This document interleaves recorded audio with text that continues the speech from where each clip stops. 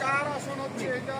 এখান থেকে আপনাদেরকে শিওর করেই বলতে পারি যে আলহাজ মোহাম্মদ শাহ আলম সাহেব নির্বাচন করবেন এবং নির্বাচন করবেন। উনি একজন ভালো লোক, উনি নির্বাচন করলে আমরা সর্বোচ্চ ভোটে ওনাকে নির্বাচন করব। আপনারা জানেন আজকে মাদক প্রত্যেকটা রন্ধ্রে রন্ধ্রে ছেয়ে গেছে। আপনারা প্রথম এই দেশকে যদি রক্ষা করতে চান, আমাদের পরবর্তী প্রজন্মকে যদি রক্ষা করতে চান, এই মাদকের বিরুদ্ধে আমাদের রুখে দাঁড়াতে হবে।